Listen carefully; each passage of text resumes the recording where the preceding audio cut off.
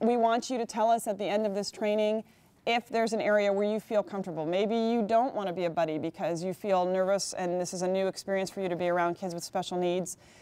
You can choose to be in the arts and crafts room or the food table or just be a floater. Many of our buddies are sensitive to loud noises and chaos and new situations. We want them to feel welcome. There is upstairs in the lobby the library. That is a quiet space. We used to have the yoga in there, but the yoga, after the registration is all done, we'll move the tables off to the side and have the yoga in that open space, which is very, very nice. So the library is available for just a quiet, calming place. I had one volunteer, the boy was very, I don't know, overtired. He was really little. He was like 18 months old. She literally sat and rocked him for 3 hours in a rocking chair, and he fell asleep on her.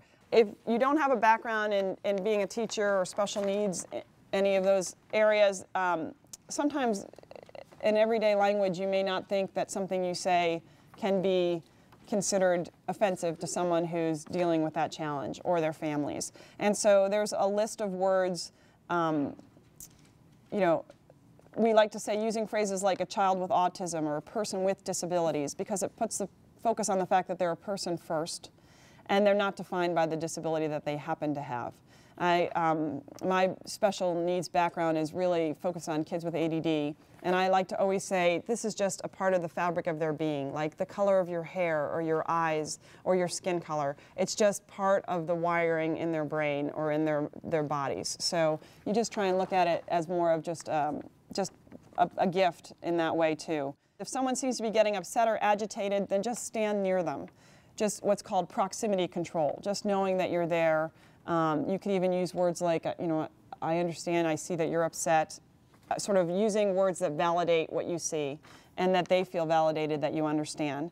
If someone starts getting upset, talk in a soothing voice, say, I know this may be frustrating or hard, so let's stop, let's find a quiet space to go to.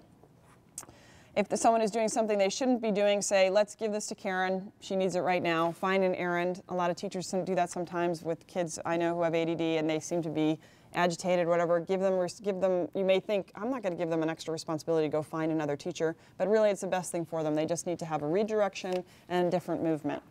If two kids want to do the same thing and there isn't space, again, there's lots and lots of choices, so just redirect them. That's a key. So if you're paired with a guest who uses a wheelchair, a stroller, a walker, or crutches, remember that that's an extension of their body. And so they're not toys, don't lean on them, don't hang on their wheelchairs, or try them out. And that, I'm saying that to you so that you can make sure that the buddies that you're being responsible for also know that.